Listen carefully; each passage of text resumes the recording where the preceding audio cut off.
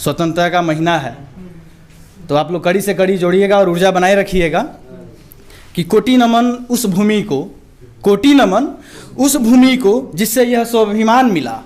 कोटि नमन उस भूमि को जिससे यह स्वाभिमान मिला, सर उठाकर जीने मरने का गौरवशाली वरदान मिला, और पाला पोसा अपने दामन में, पाला पोसा अपने दामन में रक्त शीशाओं का दान मिला, और एक नमन उन वीरों को, और एक नमन उन वीरों को जिनसे यह धरती का मान मिला। तो शुरुआत करते हैं। शीर्षक है उठ जाए वीर, उठ जाए वीर। शीर्षक है कि आंखों से खुशी के आंसू छलके, आंखों से खुशी के आंसू छलके आज बेटा फिर घर आया था,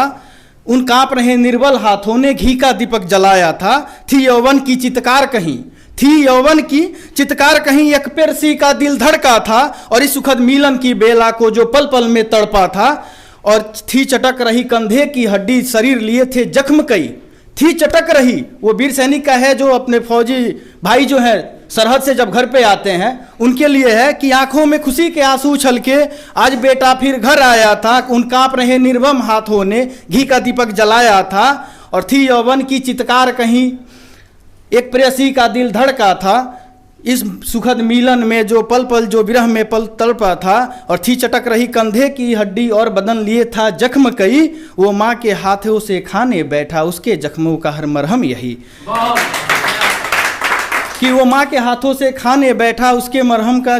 उसके दर्द का मरहम यही। पर ये हंसी खुशी विश्राम के पल थे, नियति को स्वीकार नहीं, उठ जाए भी दर्द वो बोली, तुझे विश्राम का कोई अधिकार नहीं। आतंक ने फन फैलाया था फिर कोई अंदेशा था, आतंक ने फन फैलाया था फिर कोई अनहोनी अंदेशा था, और क्षण भर अब विलंब नहीं ये जा पहुंचा संदेशा था। वो खाना खाने बैठता है फौजी, तब तक एक आ जाता है ऑर्डर कि भैया जवान जंग छिड़ गई है और आपको सरहद पे बुलाया जा रहा है, कि पर ये खुशी हंसी विश्राम का पल थे, नियति को स्वीकार नहीं, उठ जाए वीर वे दर्द वो बोली, सुख का तुझको अधिकार नहीं। आतंक ने फन फैलाया था फिर कोई अनहोनी का अंदेशा था, क्षण भर अब विलंब नहीं यह जा पहुंचा संदेशा था उठ बैठा फिर सजग ऊपर हरी, था उठ बैठा। हम और आप 10 मिनट 5 मिनट समय लेंगे, 1 दिन 2 दिन समय लेंगे, लेकिन ये फौजी हमारे देश के जो जवान हैं कि था उठ बैठा फिर सजग वो प्रहरी, उफ न करना जाने था, वो निर्विकार कर्तव्य प्राणाय, वो हर दर्द से लड़ना जाने था, वो माँ भारती की लाज बचाने। अगला पंक्ति समर्पित करता हूँ वीर जवानों को